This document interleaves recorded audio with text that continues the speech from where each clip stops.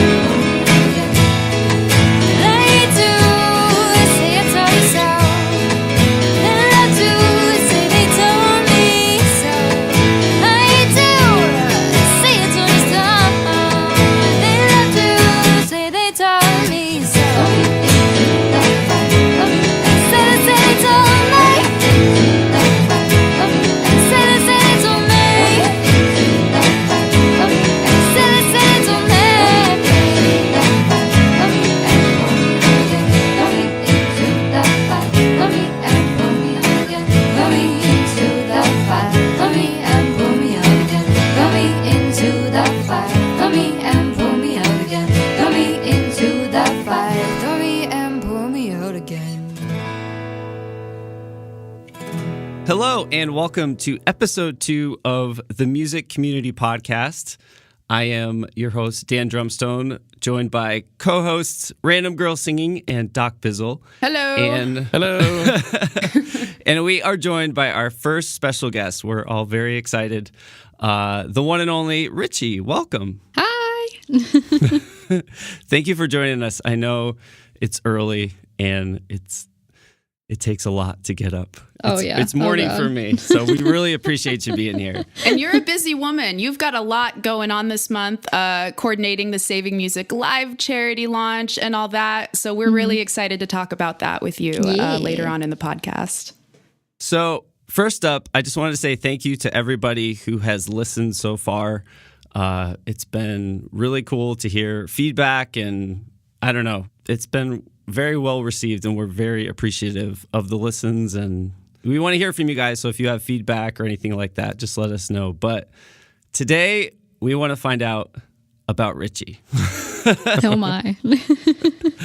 Yeah. So how long have you been a musician? When did you first discover you had music abilities, I guess? Like a superhero. Like a superhero. I started piano in like the 5th grade. So I don't know how long ago that was. Would have been like 2005. So 12 years. Nice. After that, like I didn't really do much until like middle school, high school with flute. I didn't actually start taking singing seriously until college. So, because that was like kind of my like escape from actual practice. So, was your experience mostly in a public school setting, or did you have access to private lessons and all that kind of stuff? Well, the piano was private lessons through someone at our church. And then the rest, like flute was all public. I did some violin lessons, some private violin lessons, which is how I ended up transitioning into like the singing and guitar, because, you know, I messed around with guitar one day and my mom's like, oh my gosh, she's like so good. You should have her do this. I love Richii Mama, and I think it's so awesome and unique how involved your mother is, not even just in your community, but also you see her in a lot of other musicians' chats coming to say hi and giving them encouragement too. Has she always been that involved ever since you started Twitch? It wasn't until like I actually made her an account, until like she started like, she was like, because she wanted to watch me. And then once I started hosting people and everything, she's like, oh my gosh, like they're so good. Like, and then she just went on and on and on and started following literally everyone she found, started suggesting people to me that I had never heard of too. Wow. Could you put a manual together, like here's the 5 things you need to know? Because my dad literally just recently started following on Twitch as well, and he's doing the same thing. He's following when I host somebody, and then he's like, I don't understand. I'm on your channel, but I'm watching someone else. Can you explain to me, please? So if you guys see, I'm Papa Doc. That's my actual real life dad. He's not a poser. Nice. I made an account for my family too, and my dad logged in once, I believe, and he got so frustrated. It was like, he's like, just tell me about it later. Like, they're not computer savvy at all. They were excited about it, but like the thought of logging in and actually doing something with a computer is terrifying for them. That's the epitome of my dad. He wants to, and he's super extra supportive of me and my music, but once it comes to, you know, actually getting on the computer and actually trying to figure out how to type, you know? Yes. So it's like he wants to, but he can't. Yeah. So did you said in college you got more into playing, and did you get into songwriting in college, or I started my very first song that I wrote was in high school, and it was like it was like this weird like challenge thing that I had with my boyfriend at the time as to who could write the song first, you know. So I was just like, I can do this, you know, and you know, lo and behold, the guy didn't like even try. So I was just like, yeah, here's the song. Did you ever like get into performing, or was it mainly a hobby to you? Or so the singing stuff, it was kind of like a mix. I did a lot of gigging, did like talent shows, and then did actual like gigs at like restaurants and stuff. In like 2012 to like 2014 ish, because I was like part of a group of people, part of, I guess you could call it a band. But yeah, so I did that. I eventually quit that band because like the other singer was just like, I don't know, too full of herself, and I was over it. And a little bit of band tension. It wouldn't be complete without the band tensions, of course. So how did Twitch come into play at this point in your musical journey? And did you join Twitch to play music, or were you originally actually a gamer? And when did you join Twitch? How did the journey from singing, gigging at restaurants to Twitch occur for you? So I found out about Twitch from a friend that I had in high school, because he sent me a message and we were just like chatting, and he was just like, hey, so I do this thing on this website. You should check it out. And like, you know, he was like really like just starting out, basically just asking for people to, you know, give him a viewer. So I was just like, yeah, why not? Made an account. And then I kind of left it at that. I like was on Twitch for like one day and then I like left it. And then when I came back home from college, because I dropped out of college because I was like way too stressed out. I had migraines every single day. I ended up skipping like almost every class because of how bad like the migraines were. So when I came back, like I needed something to do because I didn't have a job yet, because I'm just back, you know. And so like I looked back on Twitch because I saw on like YouTube that like one of the YouTubers that I subscribed to was streaming on Twitch. So I was just like, I wonder if I remember my login. And so I went back on Twitch, and then I was just like, okay, well, this person is doing this. I'm not super interested in it, but I was curious. I was curious. So I scrolled down and kind of like found the stuff that I kind of liked. And I watched a lot of Minecraft streamers because, you know, I'm a nerd. And then the day that I got bored watching the certain streamer that I watched, I was just like, okay, you know, let's see what else is there. And like I saw music, and I was just like, what? And it said it was in beta. So I was just like, okay. So I clicked on it. Lo and behold, I found LT Chicken, you know. That guy. Yeah, that guy. And the angels went, I was just like, whoa, like I do this. Like this is the content that I put on like YouTube, you know? So I was just like, this is interesting. Like I could try this. I mean, I had really bad internet. I didn't know that I had really bad internet until I actually started trying to stream. But yeah, so like LT Chicken was the first stream that I clicked on. I think It Is Just Jeff was the second stream that I clicked on. And I was just like, these guys are like super awesome. Like, I don't know, like I had the immediate doubt of like, I don't know if people would actually like me, because like I don't know if I'm actually good, because like when I left my band, when I quit the band, the girl was like, well, you don't sing good anyways, and I'm gonna make sure you don't get any gigs anywhere. And Man. I was That's just awful. like, yeah, I was just like, okay, you know, good luck, good riddance. Yeah. So how was your first stream?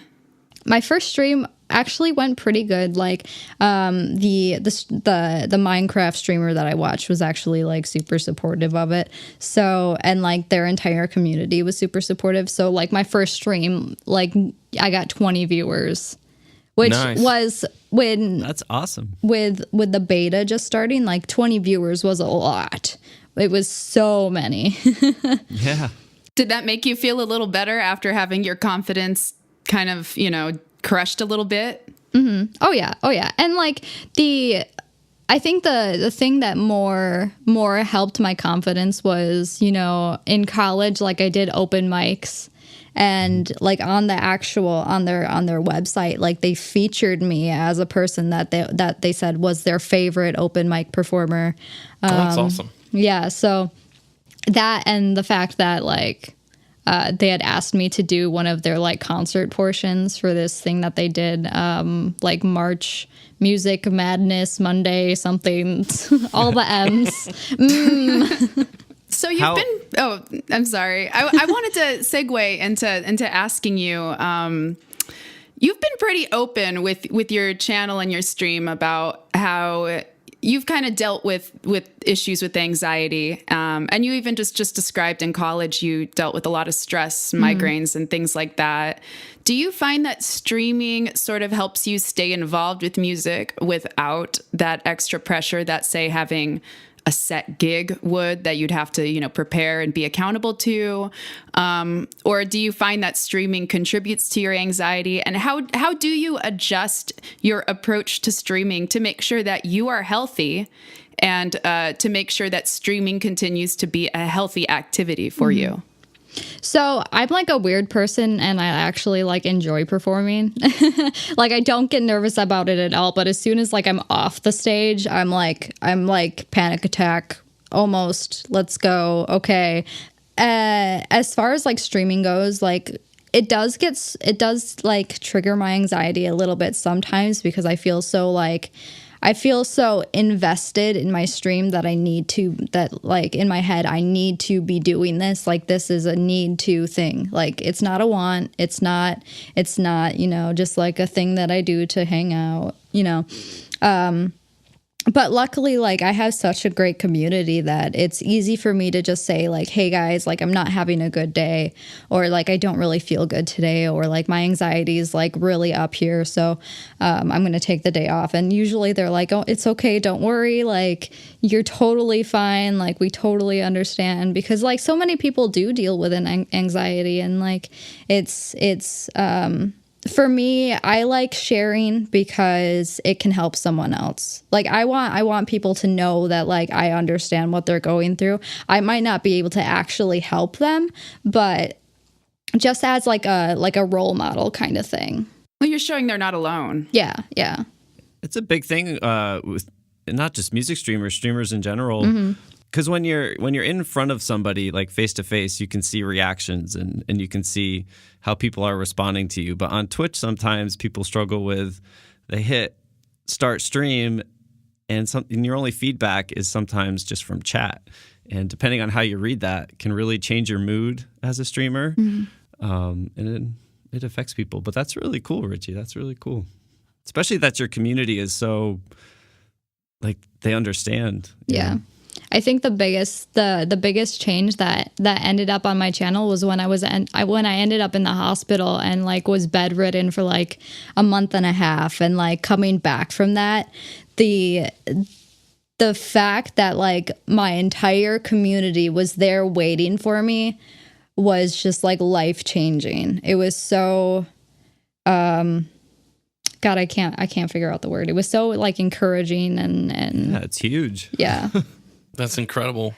And with you having been on Twitch as long as you have, Richie, I'm sure you've seen the landscape change quite a bit from the beginning to now. Like what are some of the biggest differences you see now from then? And also with the way things are now, what tips would you give to newer streamers that are just now jumping in? So when I first started, music was in beta, creative was in beta, music was in music, painting, drawing was in creative. It then kind of transitioned into music and creative wasn't in beta anymore, and music was in music, creative wasn't creative. And then after that, people were like, okay, well, music is creative, so since creative is getting pushed right now, I'm going to go in creative. And then they put set rules out there about, you know, stay in music if you're just performing, if you're songwriting, if you're producing, go ahead and go in creative. And then that role kind of like went out the window, and everyone just went to creative because Twitch said that they didn't have staff to support music as its own category. Interesting. And yeah.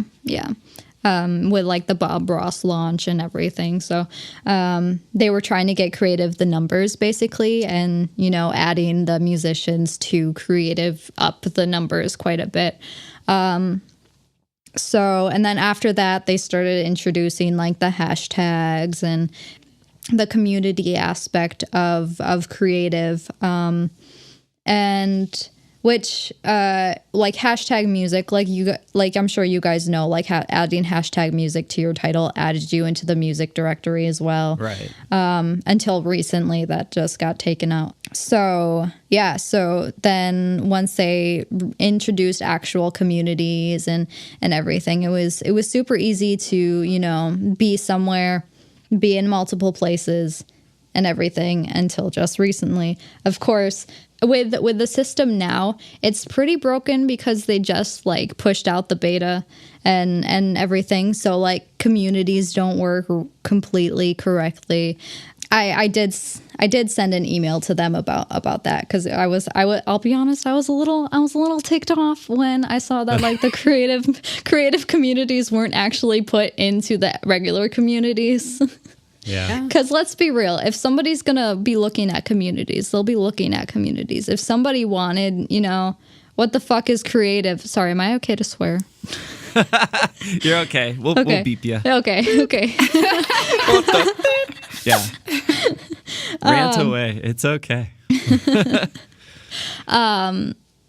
But yeah, so like now that the creative communities don't actually get integrated into regular communities, like if somebody's going to look for a community, they're going to click on community. If somebody like nobody's going to like click creative and look for music specifically, you know, because it's like there's like a gray area of what people know and what people don't know.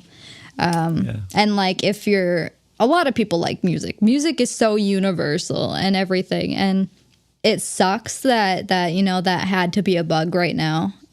Hopefully, it's not a meant to be kind of thing, because the person that emailed me said like, "Oh, I don't think that this is what it's supposed to do, but let me double check with the team that's working on it." So hopefully, it's not. It's just like a bug. I'm hoping it's just a bug. Like a new system. With that current change, like, is there any particular way you would recommend to somebody who's just now starting as a music streamer? Like, how should they try to list their title and their game, quote unquote game that they select? At least for now, what tip would you give for them to get a little bit of discoverability? I mean, for me, honestly, I think going into the music game directory would be best, and then having music as your community. You might not get listed in creative, but if people know what you're doing, they'll go there, basically. So like how I handle my stream, if I'm doing music, I'm under music. If I'm painting, I'm under creative. If I just feel like talking, I'll be under IRL. Yeah. But it's really different for a lot of different people.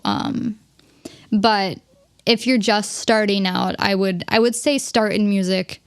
If you grow more than you expect, you know, you can try a different category if you want to. From my experience, I think IRL is really, really, you know, it's so what's the word? It's so congested with like so many people that have hundreds and hundreds of viewers, and you know, like people that I'm sure a majority of people will not want to scroll all the way down to someone who has one viewer. especially in IRL. I think you're more likely to get someone to find your channel in music or in creative. Totally up to you which one you decide to actually do. But Cool.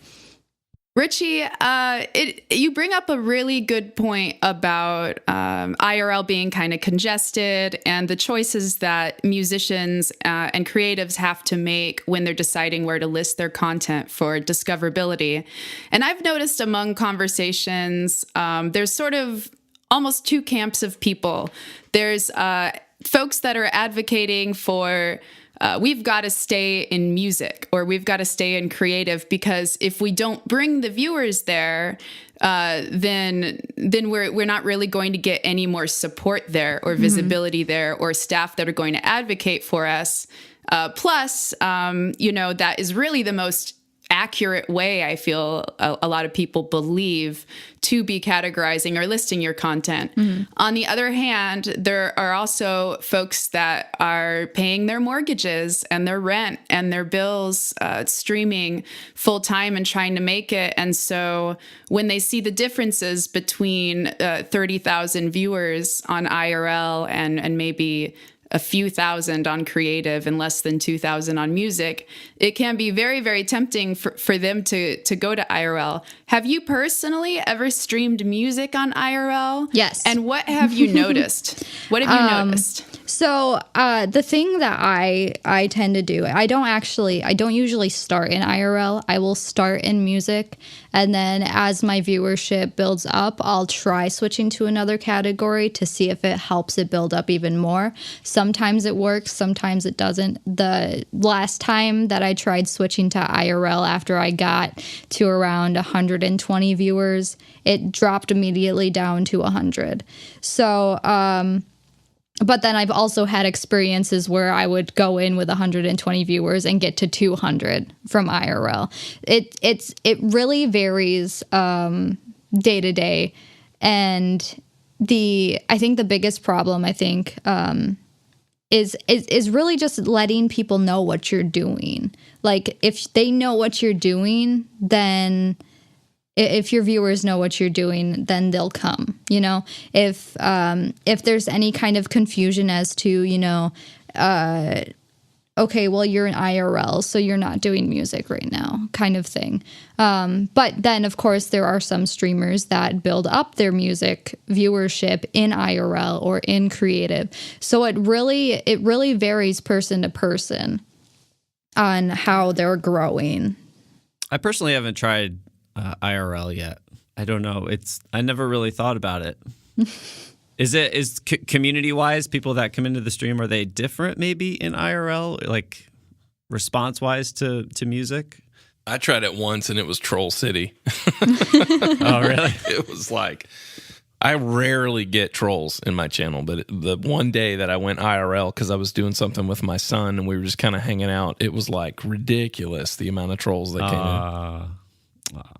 I would like to add on the conversation about IRL that in the guidelines for the IRL channel that Twitch has posted, they do say technically in the rules that if what you're doing is better categorized in a different category, for instance, creative, then you really ought to be using that category.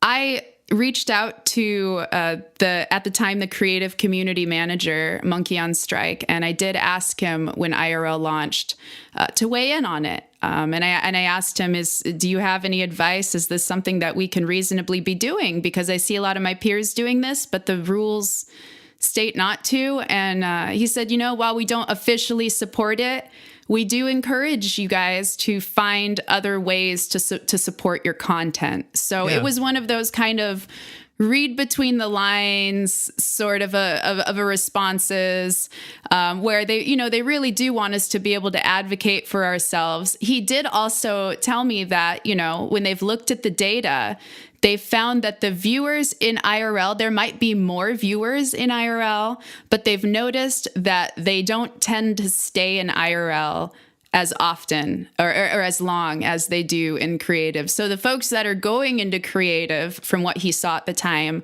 were really going into creative to be in creative and to spend more time with those broadcasters. That makes sense. Richie, with the different systems in place over the years that you've noticed, like the hashtag stuff and the introduction of communities and this new stuff, what has worked the best so far, in your opinion, for what Twitch has rolled out? Honestly, if I could have it my way, I would go to like originally where they had music and they had creative and they were separate things. IRL was, well, I mean, obviously they're not going to get rid of IRL, but IRL wasn't a thing we could stream in. I honestly would prefer that, you know, but that's just me wanting back in the olden days, you know. In my day. The olden days, 8 months ago. No, it's really interesting for me to have your perspective on it, because, you know, you have so much more experience in the Twitch community, and I'm curious about that kind of stuff. It's Yeah.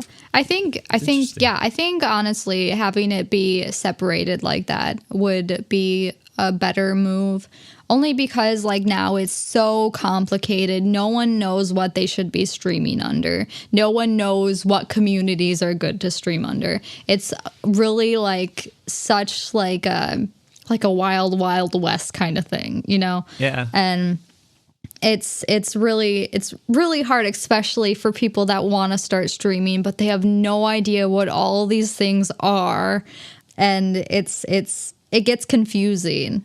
It definitely gets confusing. Even for me, I'm just like, okay, what are some communities? Okay, relaxed, chill streams, sure. Positivity is one. Those are the only ones that I really even know about, besides like the creative communities. But it's especially for someone new, like they're going to be like super deer in the headlights. What are these things? Why are they here? What do I need to do? Plus, let's keep in mind that back then when creative was launched and it was a hashtag system, those were staff approved categories, and they were very limited. Now communities are generated from within. Any user can create a community. So it's also, there's just a lot going on there. It's kind of like the cereal aisle. We have so many options to pick from. So, Richie, what's coming up soon for you? What's some stuff that's on the horizon right now, either that you've heard of that Twitch is doing, or maybe some things you're involved in that you're really excited about? As far as Twitch stuff, I have no idea. I'll be honest, I don't pay attention too much to actually Twitch events, except for like TwitchCon, obviously. But as far as that, I have no idea. But for me, so we're launching Saving Music Live on the 1st of December. We're starting that out with 83 hours of music, as long as we can get some more people to sign up. Yeah, Doc, come on. Tell people how to do that, please. Yeah, tell people what it is. So Saving Music Live is actually an event that we held in May this year earlier, and it was to benefit Mr. Holland's Opus. I had this idea that, you know, we have this great community. We have awesome people. We have such caring and, you know, invested people in this music community. And we have like hundreds of people in this music community. And so I wanted to be able to, I don't want to say like use the community, because that seems like such like a bad word. I wanted to be able to empower the community to do more than they could by themselves. To leverage the community. Yes, there we go. And so I was just like, okay, guys, like I have this idea. I don't know if you guys will like it or not. And I was just like, it'd be cool if we could, you know, find like a charity that supports music. And so a lot of people did a lot of research. Sloth Time Lord, I believe, was the one who found Mr. Holland's Opus, which is a foundation that supports music in underfunded schools that would instead, cut their music program completely instead of, buy new instruments. So I thought that was like the most perfect charity, especially for the music community, because a lot of us have, been in school and was able to, borrow a school's instrument and being able to, have that outlet that if you didn't have that music program, then how would you ever know if you even enjoyed it, Very true. Yeah.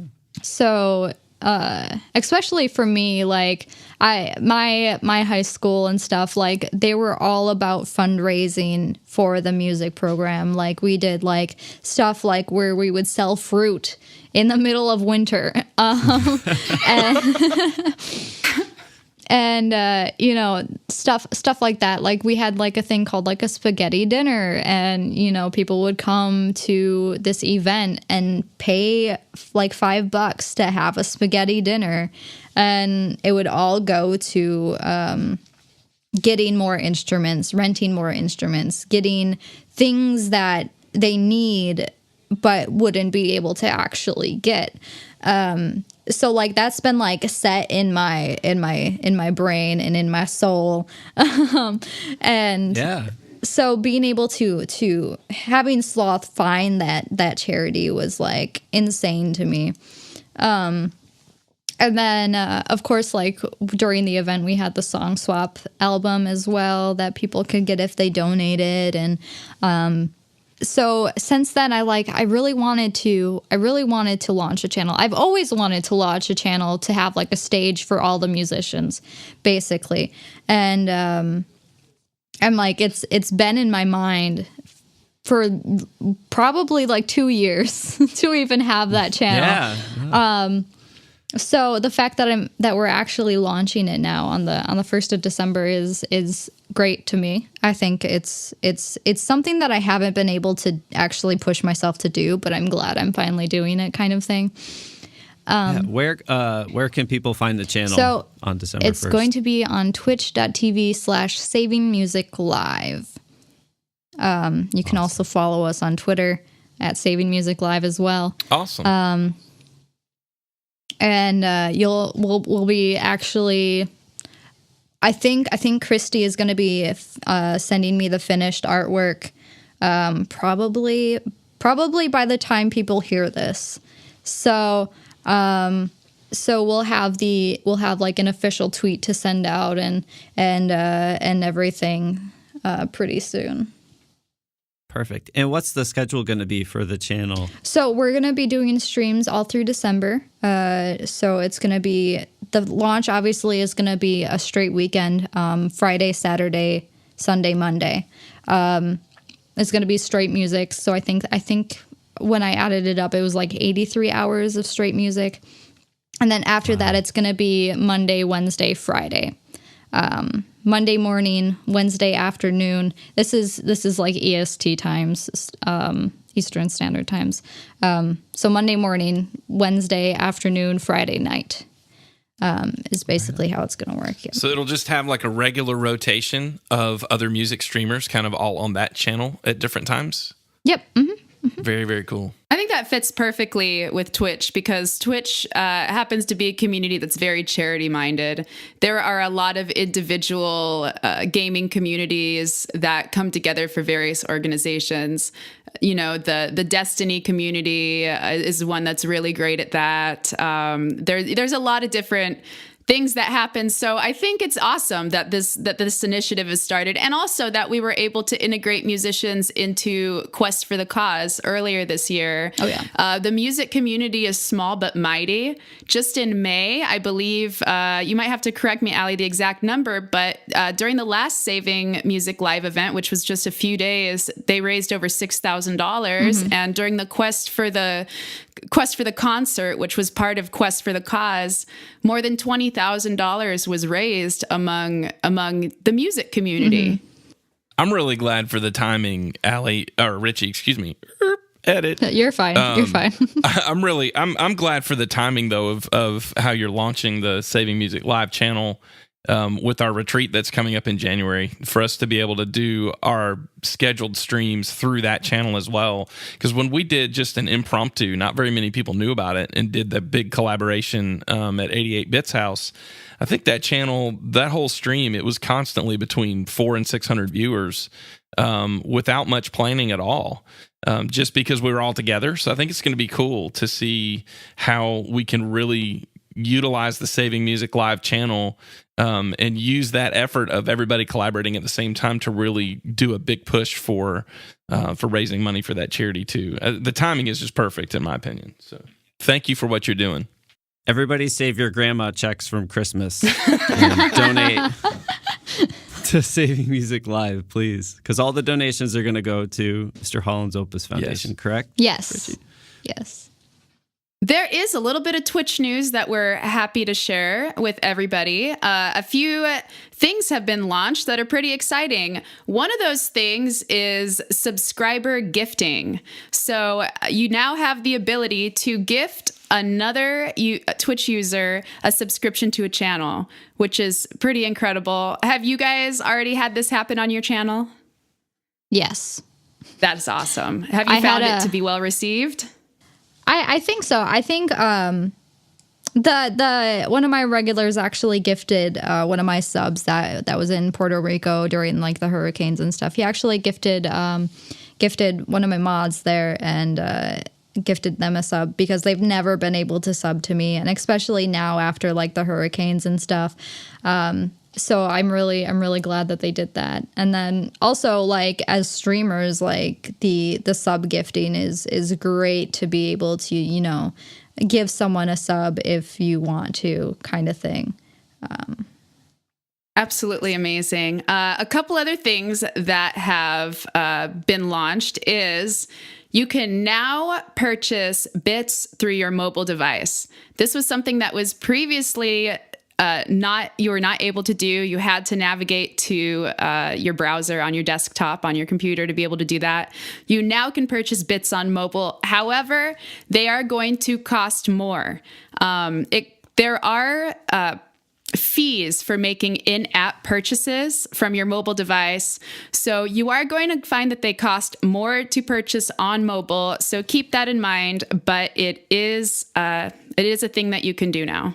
I see pros and cons to to it. Like you said, it is easier to buy, but it is a little more pricey for people that want to purchase. It's almost kind of worth waiting till you're on a computer or a browser if you're going to buy bits, you know. I would. My husband, and you guys might have to double check this for yourself, but he told me today that it cost about $20 to purchase $10 worth of bits. Dang. So that's quite the markup. Again, you guys will have to try it yourself to confirm it, but please keep that in mind before you go to purchase. And on top of that, like if you're in another country, they might have extra fees as well on top of that. So, yeah. Yeah, for sure. They've also announced that you're going to be able to purchase bits with PayPal. That's going to be a new feature coming up soon. And considering that PayPal is such a popular service being used on Twitch's platform, that's pretty good stuff as well. Achievements were announced at TwitchCon, and they went live, I believe, last Tuesday, if I'm not mistaken. I'm curious, for you guys are partnered, Steph and Richie, does achievements impact you guys at all? I don't think so. Yeah, I'm not sure. Honestly, I haven't looked into that at all. To me, I still view partnership as being kind of that ultimate goal. You know what I mean? Yeah. So yeah. I haven't really looked into it, but I sort of feel like achievements are probably better suited for folks who are working up toward affiliate status and aiming toward partnership. How have they impacted you, Doc, and you, Dan, as you've grown your channel? What does it look like? Is it helpful? Do you find it to be helpful information, or is it discouraging? For me personally, it just gives me kind of a clear picture of some of the different benchmarks that maybe Twitch has been looking at in the background all along anyway, or maybe ones that they're planning on looking at with regards to partnership or even promoting a particular channel. Twitch is definitely a culture. It's normal, and I don't hate it, but it's a culture of the rich get richer. The bigger the channel you have, the more exposure they give you, which leads to more people in your channel. So it is a snowball like that, and I do get it. But the achievements for me just kind of show me maybe the things that they're looking at to make decisions on promoting, and maybe not even just to partner, but as much as, to say, hey, attaboy, good job, to kind of throw some encouragement our way. So a lot of times we don't necessarily get that from Twitch official. We just have to trust that we're doing our best and it's working good, As far as looking at what the things are that they've laid out for partnership, I wouldn't say it's necessarily discouraging. It feels like a very static metric to me that doesn't necessarily reflect the quality of your stream or the quality of your community. So that's kind of a bummer, I think no matter where my 30-day average is for my total viewers in my channel, I don't think anybody that's been there would argue that it's a great, fun place to hang out and everybody's engaged, which is what I think Twitch is about: community engagement and unity more than anything. Anyway, I don't know. I may be kind of rambling. Dan, feel free to edit most of this out. But for me personally, the achievements thing is neat to look at. It could be discouraging if I put all my eggs in the basket of specific numbers they want me to hit. So I just kind of look at it and then I move on and go about doing my stream like I've always been doing. Well, I know, Doc, you've kind of been a little discouraged in the past because you did build your community quite quickly. And when you came on Twitch, it was during this time where they did not have a streamlined sort of automated partnership kind of process.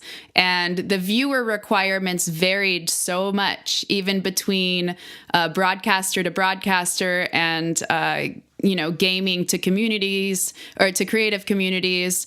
It all sort of seemed very kind of under the table, and it was not very clear. And that seemed to be a lot of frustration to a lot of broadcasters. Do you think that this at least kind of helps with that, at least spelling it out clearly and not holding people to different standards? I was hoping that it would. Unfortunately, right now, I know they're still probably getting some bugs worked out, but another, and I won't name them because I don't want to call them out, but another streamer that I know actually has met all of the metrics that are laid out in the achievement system, applied for partnership and got the immediate decline form letter, just like they've been sending out for the last several months. So that's a little frustrating and disheartening to watch.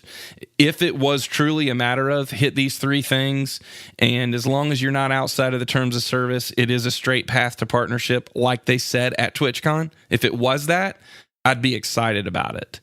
But when I see somebody who's reached those but still got denied with a form letter with no explanation, no clear explanation, that's what makes it frustrating. What are the three things? I'd have to pull it up to give it to you specifically. The two that are a little easier to get have to do with the number of hours that you've streamed and the number of unique days that you've streamed in the last 30 days. So it's just their consistency metrics. The third one is based on the number of concurrent viewers. It requires you to have an average of 75 concurrent viewers during the last 30-day period for you to apply. So having 75 concurrent viewers basically every stream, or at least that many every stream, is what they're looking for. The other two are streamed for 25 hours in the last 30 days. The second one is streamed for 12 unique days in the last 30 days. So. Right. So those, basically turn the thing on, turn the camera on, be there, show up, show that you're willing to show up.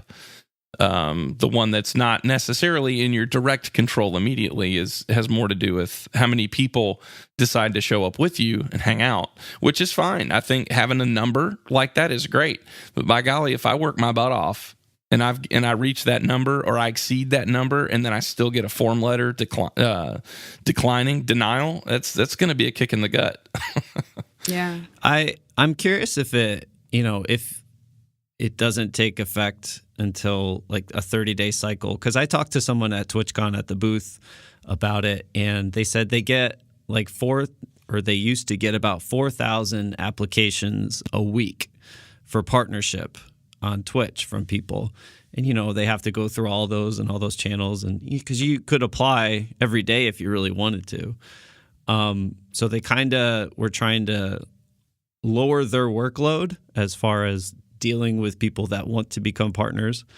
They said everybody's stats are going to reset once they launch the new this new program.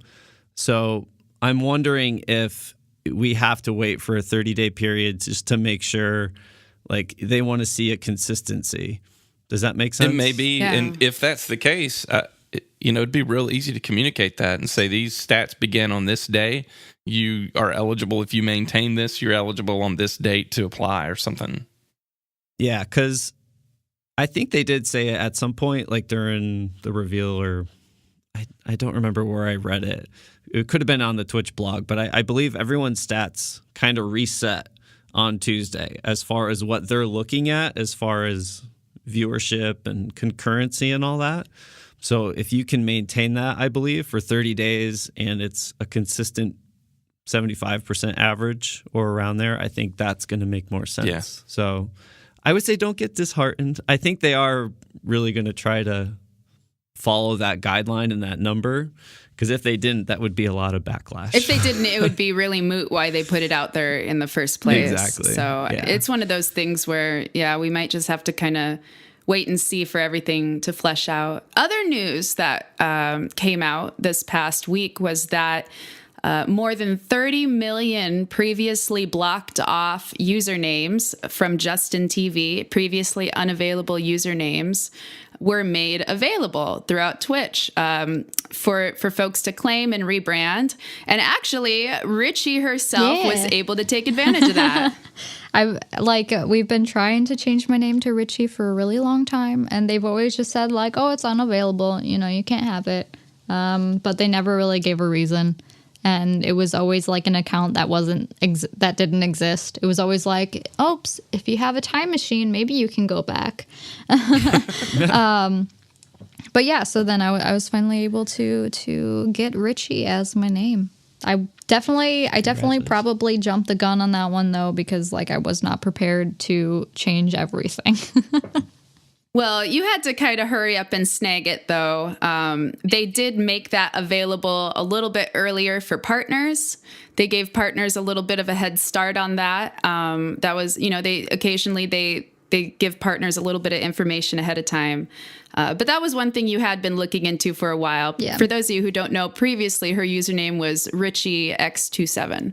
So she was able to drop the X27, and now she is Richie with 2 eyes. Yeah. RICHII, right? If I got that right. Okay. Yes. Steph, did you want to talk about the discoverability? Richie really did a good job of touching on it earlier.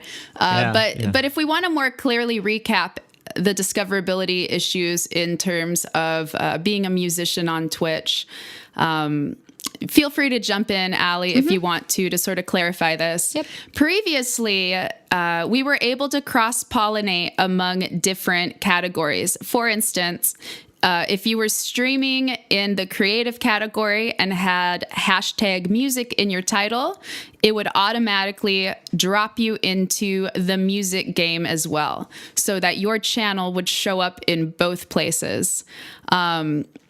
You were able to, and you were also able to use that to your advantage if you wanted to appear in IRL and also appear in creative. There was a lot of different ways by either opting into the music community under communities, or by using the hashtag music in your title, that you were able to cross-pollinate your channel into multiple categories.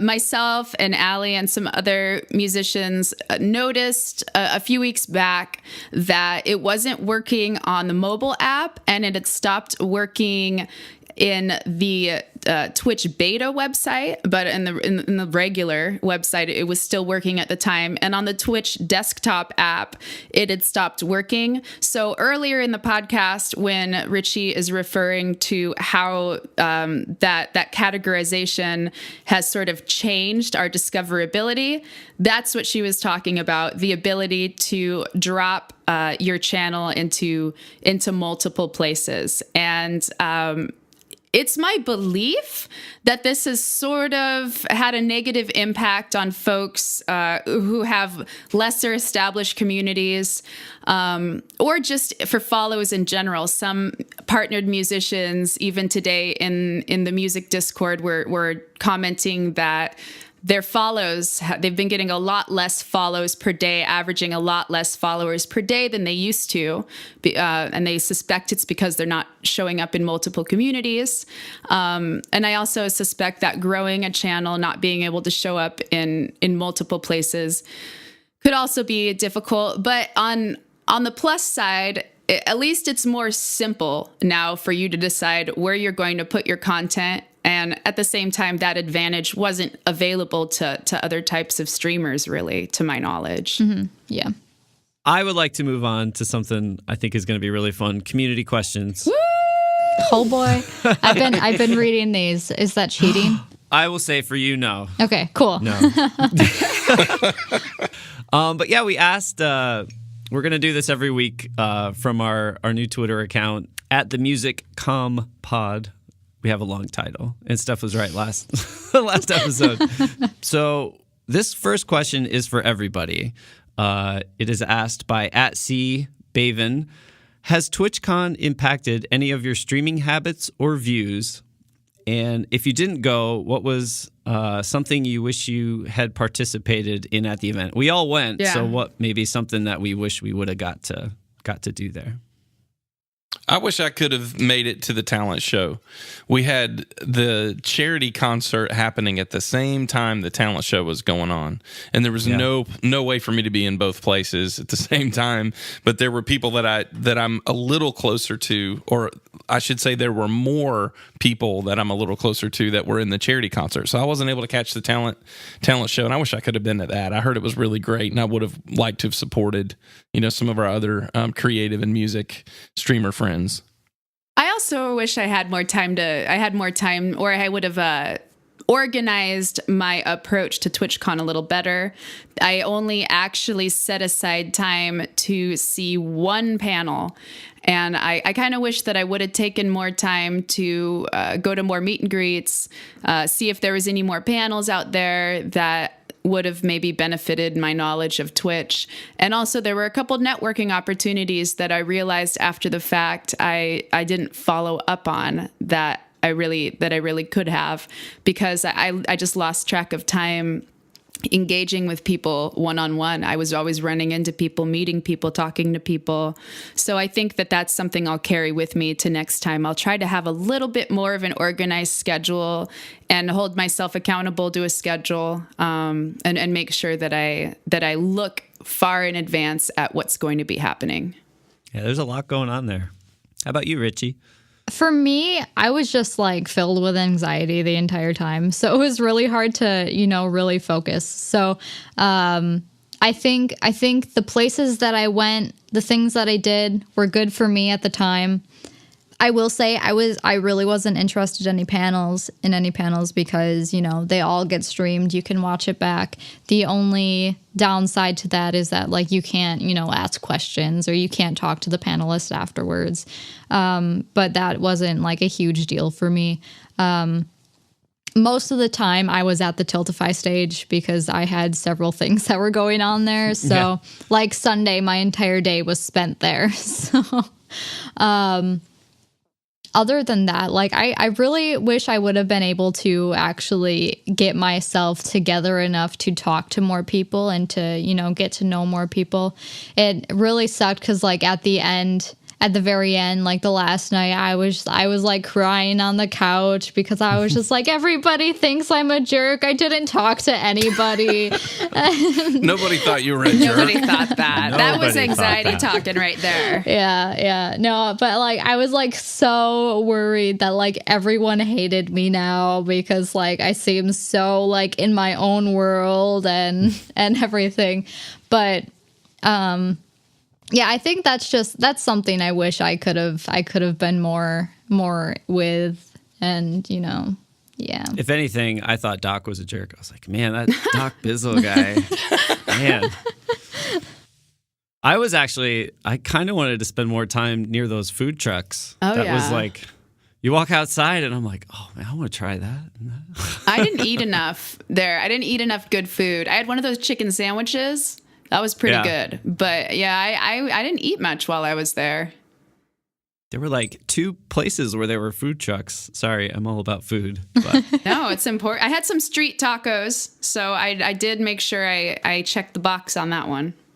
yeah. I think the only food that I ate actually at TwitchCon was like a quesadilla one day. Otherwise, like I was like, my anxiety makes me not eat. So most of the time I was just like, I haven't eaten anything like the entire day because like my anxiety makes me so sick to my stomach that I would not be able to keep something down. So Yeah. Has your TwitchCon experience, the second part of the question, has it impacted any of your streaming habits or views? It has for me. I have had a few viewers come in and make references to a couple of the events that I took part in, particularly the jingle contest that I did with 88-bit music, where we wrote a jingle about a spatula. So I have had some folks drop by from that. And I've also really... maybe I haven't put this into play as much, but I've been more cognizant about wanting to populate my channel with original content versus, I want to lay off the covers. Some days I do really just want to get on there and pound out some covers and have fun. But I really am taking it seriously now, trying to make the shift over to populating my channel with mostly original content. Of course, that means I also have to spend time writing that content. But yeah, that definitely has been a change, trying to put more original set lists in and trying to encourage more original content on Twitch. Nice. We've been joined by Redneck Doc Bizzle. You guys can't see Hey, in the y'all. video.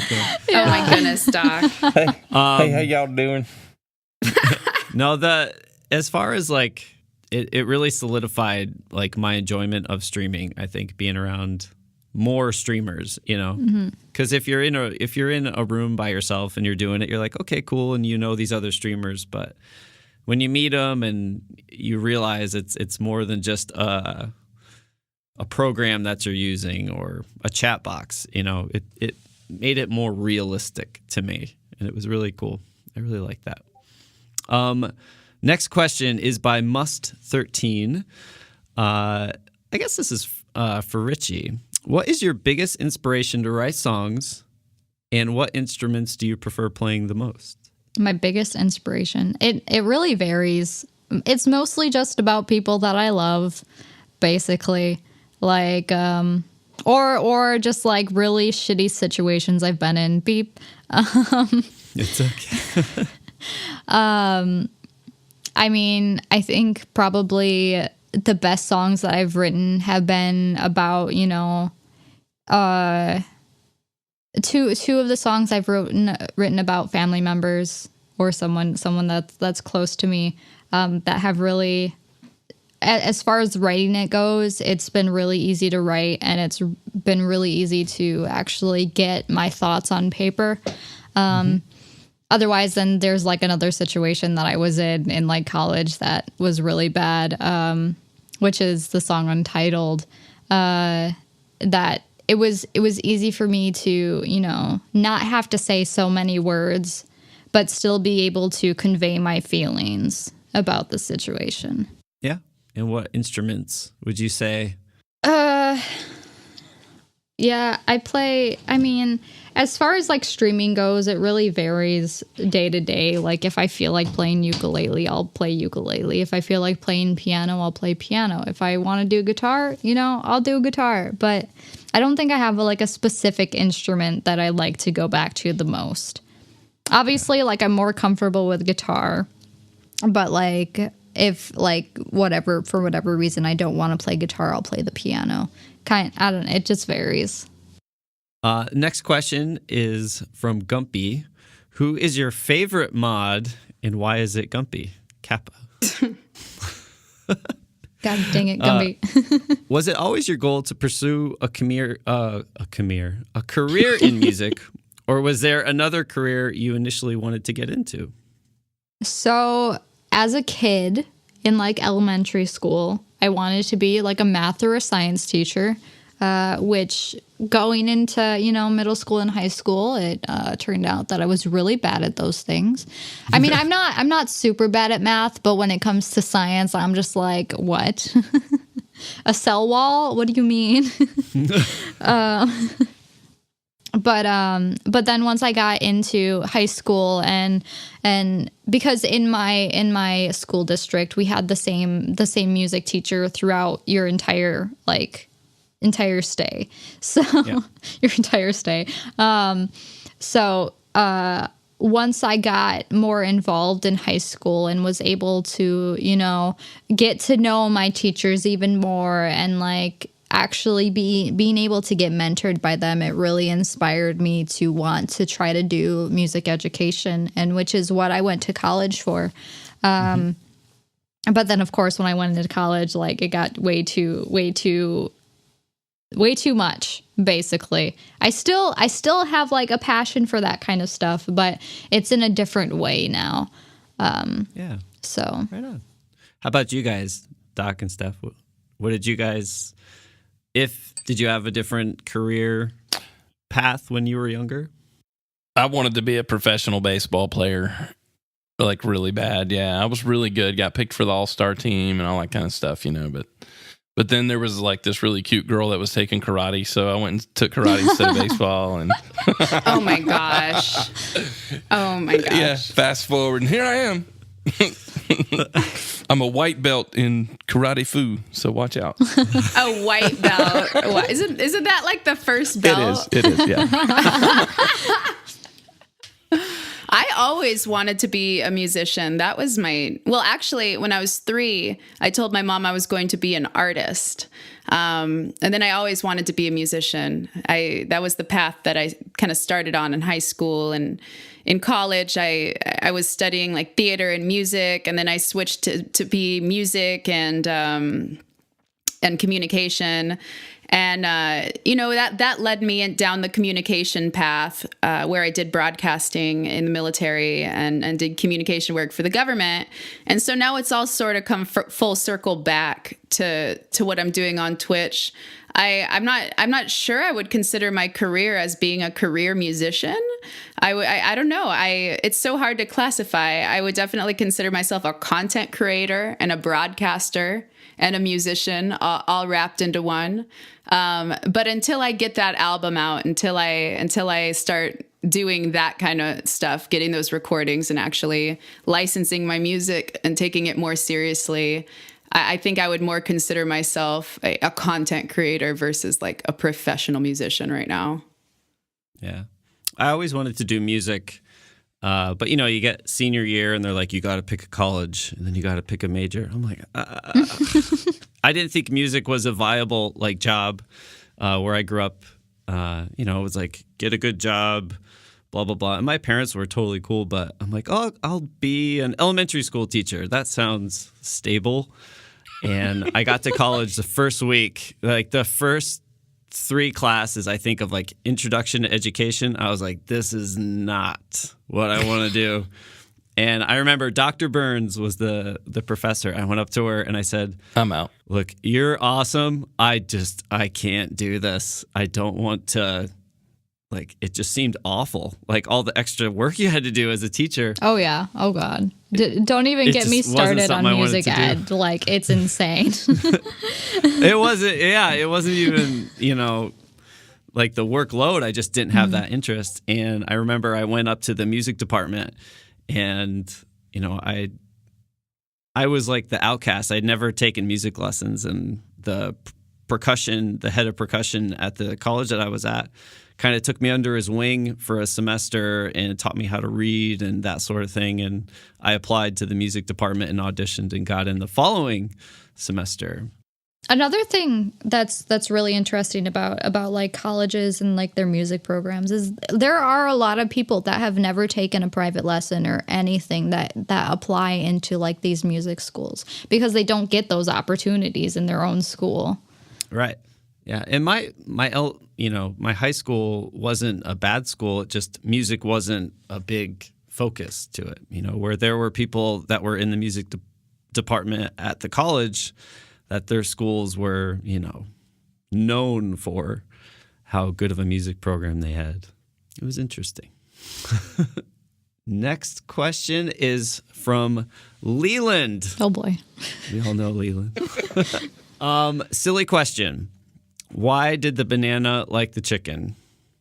Oh, jeez. Because we have to ask about the banana thing and the banana. Yeah, what's up with the We haven't bananas? really talked about that. Oh, so when we were actually raiding into Ryan, we were actually raiding into LT Chicken, and I was just like, you know what?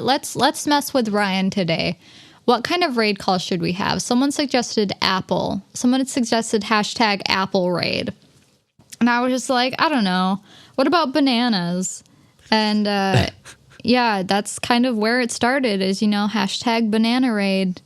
And it wasn't actually until, I think it was earlier this year when we changed our raid call to make way for the Banana Brigade. And, it just kind of stuck. Richie, you are the first music streamer that I ever got to watch. Ooh. And I was so impressed. The first time I hopped in your stream, I'm like, I had never subbed to anybody before. I'm like, okay, sub, blah, blah, blah. And I did it. And you were like, hey. And then you sang the Banana Brigade song. And then you got this, you wrote my name down. Yeah. I'm like, what is happening? This is so cool. So how did the banana meet the chicken? But that didn't answer the question. Yeah.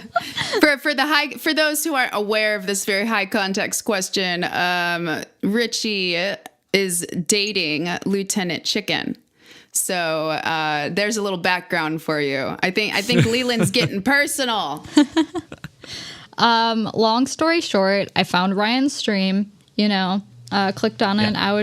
I'll be honest, the first time that I clicked on his stream, I'm just like, this could be something, not as in a relationship kind of thing, but we could, do a song together, which we did eventually do a song together. And we did the song Tip of My Tongue, which is the first song we've ever done together. I've never heard of it when he was just like, oh, here, I have this thing recorded. You can just record the girl part if you want to. And at the time I had no experience at all with recording anything, so I was just like, okay. And I had my friend Shane, which is Pummeling Angus on Twitch.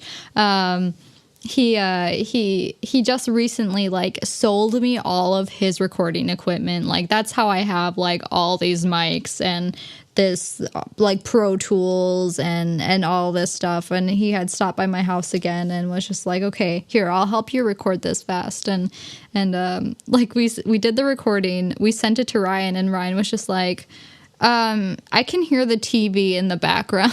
And I was just like, oh no. And he was like, oh, it's whatever. It's fine. Whatever.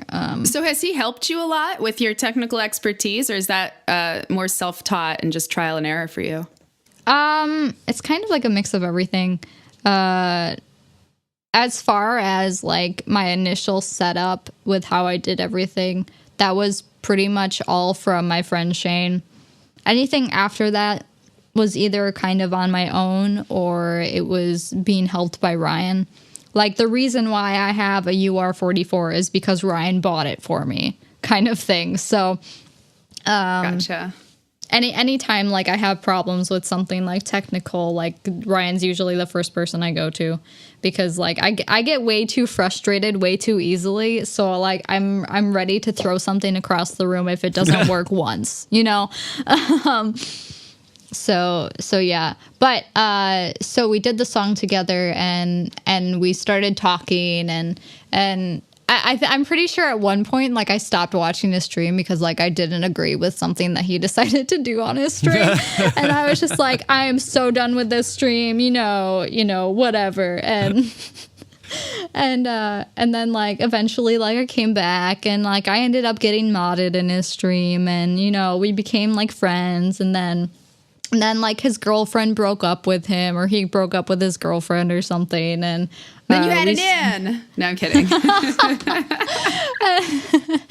No, but then we started talking more, and it just kind of became a thing. And then we were like, okay, well, we can do a lot of cool stuff. How about you come out to Maryland, and we'll see what happens, kind of stuff. And we worked on recording stuff and everything. And so, yeah, so it's been quite a journey. It's been about 2 years of that. So, well, next question, and our last question, I believe, is by Mary Amber. How do you choose songs to add to your song list? We'll start with that one. There's a couple. Okay. But we'll start with that one. This could be for everybody. For me, it's usually songs that I enjoy. Like, I have 337 songs on my song list that I'm trying to get through right now. But which is really fun to watch. It's really cool. Usually it's songs that I enjoy. Sometimes it's songs that people suggest. I'm really bad at taking suggestions of songs to learn. I never get a chance to look at them, and half the ones that people do suggest I'm not really into. I usually stick to songs that I like, and songs that I enjoy, and songs that I think are interesting. Especially with how I do, like, covers and stuff. I like changing it up quite a bit, and so I really hate when, like, a song sounds exactly like the original. I had someone yell at me because I didn't sound like Coldplay. Like, what? Yes, I have a man voice. Let me give it to you, But it's just usually stuff that I enjoy. And, if I write a new original, obviously it'll go on there and people will be excited about it because it's a new original. But, yeah, it's just stuff I enjoy. I don't really like putting stuff I don't enjoy on the list. How about you guys? I only learn songs if somebody pays me like $1,000 or something. No, I'm just kidding. I've got to hear it and be able to hear myself singing it. I'm like Richie. I've got to really like the song. I don't just take any old song request and say sure and then try to go learn some song I don't like. I've got to really, really like the song, and that because of that, I'm adding songs very slowly to my list. I do not have 330 songs on my song list. Well, you got to think that that's been accumulated over, like, about 3 years. So. Sure, yeah. It'll be a while before I've got that many, but yeah, that's for me. I've just got to really like the song. I can relate to the not wanting to take this, like, I let people send suggestions through because sometimes they send something through that I forgot that I liked. Sure. And I do better with, like, band or genre suggestions. That's something AO Arms does. Instead of doing song requests, he allows genre requests, which I think is pretty cool. And it's hard, especially if somebody comes and tips a lot of money or throws a lot of bits your way or subscribes, and it's really difficult. You have to make sure that you keep the right mentality and remember that you're there to have fun and that you're there to play what you feel, because in my experience, plugging away at requests is just not something that is fun for me. And especially trying to live learn on stream something that just does not resonate with me. So sometimes every once in a while, somebody will throw something my way and it'll just be so bizarre that I have to try it, like Through the Fire and Flames. Oh God. I do like a weird ukulele cover of that. Yeah, I do like this really mellow one. Yeah, exactly. Or, I remember I really thought it might be kind of cool to take a System of a Down song and strip it down and make it like more of a mellow piano song because the lyrics were so good. But sometimes the message doesn't translate to everybody with the screaming, and not everybody likes heavy music, but the lyrics were so great, and so relatable. But most of the time, I'd have to echo you guys. If I'm not adding original content, which I'm really aiming to do more of these days, really trying to focus on the writing, it's got to be something that speaks to my soul or that I can relate to, or even just something silly. I don't mind trying to plug out a rap song just to be, just for fun, just to do my take on it. It either has to be something that resonates with my soul very much, or it has to be something just so ridiculous that it's a challenge for me. But, I do kind of feel bad when people send stuff their way. Oh, I think you'd sound good on this, or I would love to hear your interpretation of this. And it's like, oh, I'll refund your money. I just don't want to do it, man. You nailed the Eminem song. What was it? Slim few days Shady? ago, I think you did. Yes, it was so cool. Oh man, that song, that song speaks to my soul. That song really does. It's a funny song, and since I've did it, I've heard some other folks cover it too. But that song is like my confidence song. You know what I mean? That song is sort of my. It picks me up a little bit because that's to me that song is like, I'm unique, I'm authentic, I have something that nobody can take from me. And people could try to imitate me or could try to borrow what I do as a bag of tricks, but there's only me, which is funny because I'm covering somebody else's song. But that song, in all seriousness, really does resonate with me. Hearing you say that makes me think of a really great quick question. I think it would be quick for Allie, for Richie. Excuse me, for Richie. You can call me whatever you want. Okay. Don't apologize. It's fine. What? Real quick is without even spending time to think about it. Your favorite song to do right now, and your absolute least favorite. You hate it. You want to take it off your song list. Song. Told You So is my favorite song to play right now because it's the newest loop that I've made, and it's probably my best loop that I've done. So I'm really proud of it. So I like playing it like every time someone raids me or something. Cool. Even though it's probably getting annoying to my viewers. A song that I want to take off my song list, I See Fire. Hallelujah. Honestly, like so many people do it. My mom requests it every single time. I think never heard of that song before. Oh wow, really? Dang. I'm just kidding. Yeah, I think those two, like especially I See Fire. Like I was fine with it, in like the first year, but now that it's like going on 3, I'm just like, can we not do this song anymore? I keep it on my song list Plus, when everybody's doing the same ones, that's just one of those that all the musicians sort of learn that are doing covers. It's just so common to go to any channel, Creep, I See Fire, Hallelujah. Mad Squirrel. Yeah, Mad World. Mm-hmm. I thought of this, honestly, Richie, the other day when we were thinking about questions. I deal with this like in my work environment, like people that tour and stuff like that, bands who write records. You go into a studio, you tour, it's usually like a year and a half cycle of the same material that they're hearing every day or performing every day. And it gets very monotonous. And to, even let's say you're on your 30th tour date and you're still got to have the energy from the first day.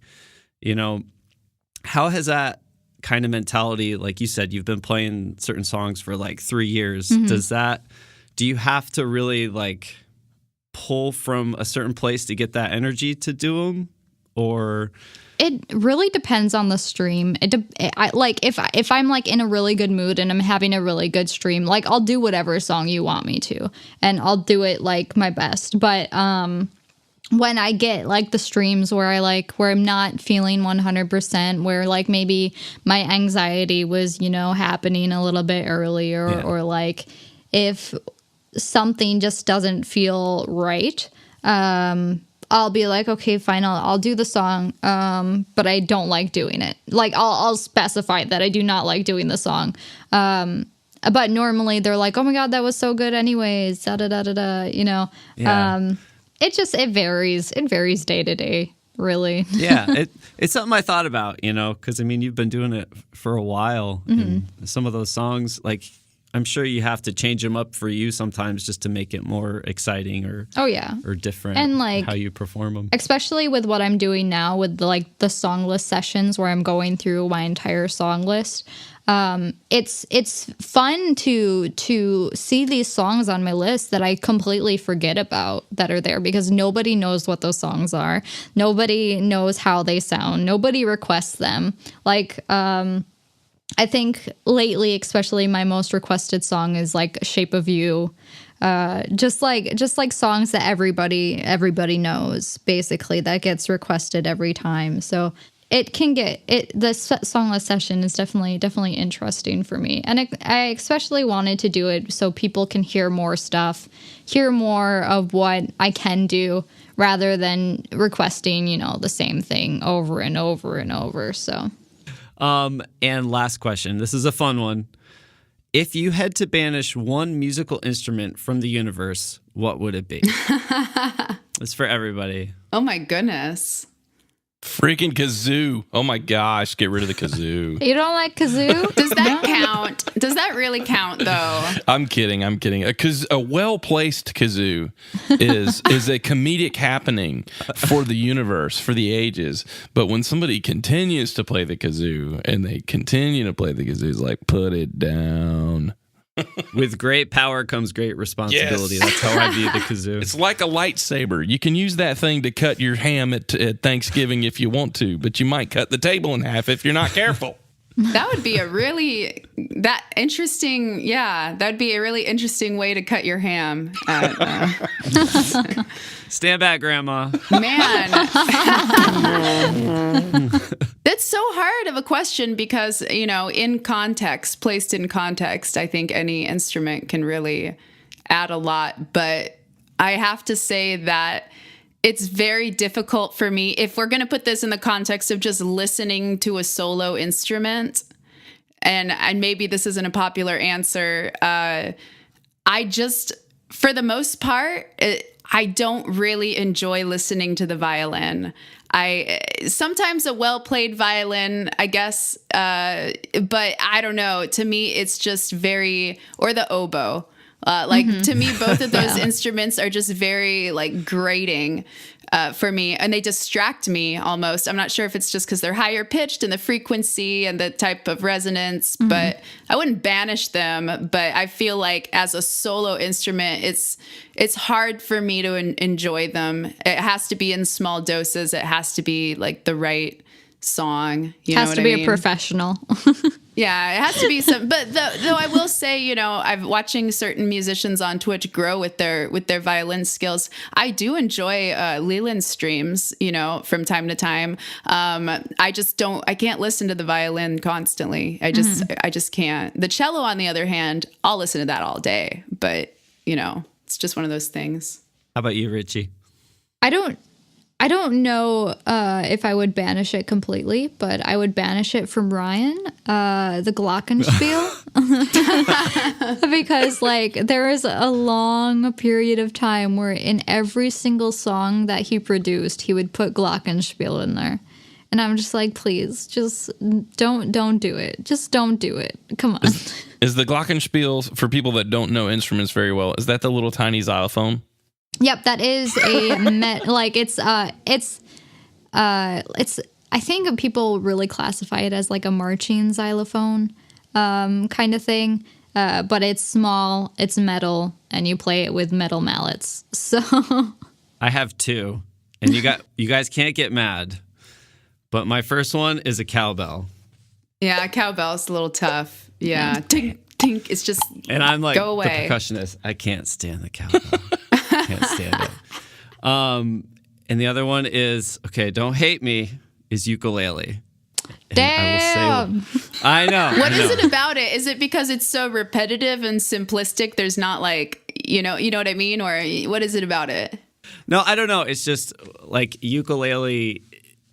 I think it's like you said, the timbre thing, with violin or something. It just, when I hear it, I'm like, I'd rather hear an acoustic guitar, I guess. That makes sense. I don't know. Dan, you might want to edit that one out. All I'm saying is, everyone that follows me, like, he doesn't like cowbell. I was really thinking cowbell too, because, I cannot listen to Don't Fear the Reaper without just, why do they keep hitting that thing? Like, you know what I mean? Like, There's a reason cows don't move. It's because they don't want to hear the cowbell. Oh my gosh. Well, cool. This will be, we're going to have another performance from Richie after, so stay, please, and enjoy that. But let's do some plugs. Richie, where can people find you if they don't already know? I am on twitch.tv/Richie. You can also find me on Twitter and YouTube and Instagram at RichieX27. I am Random Girl Singing in Twitch and YouTube, and then on other social medias, Instagram and Twitter. You can find me at RGSLUL, RGSLOL. And I'm Doc Bizzle, DOC_BIZZLE. You can find me on Twitch or on Twitter. And I'm Dan Drumstone, same at Twitter, at Twitch. But also our podcast. You guys can find us on Twitter at the Music Community Podcast. Whoop, whoop. So, again, thank you guys for listening. It really means a lot, and we're all very excited about this. And Richie, thank you so much for coming on today and spending time with us. Really appreciate it. Of course. Thank you for happening. Do we know who's on next week so people can send questions? We've got Riao. I actually wanted to make sure we brought it up. We've got a really exciting guest lined up for next week. Riao 2.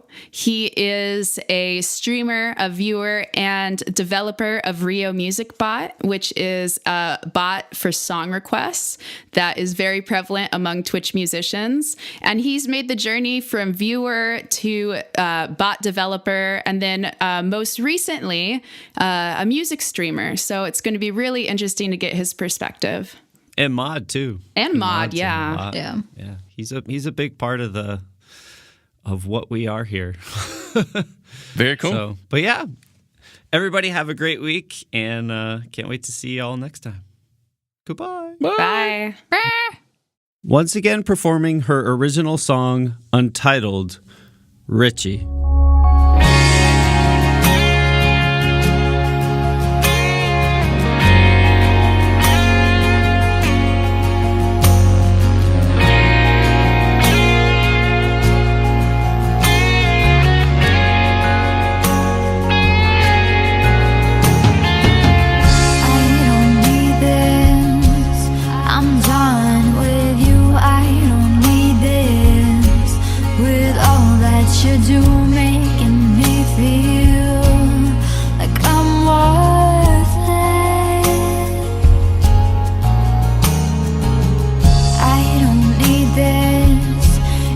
Treat me like shit, I don't need this. I'm through with it, it's my turn.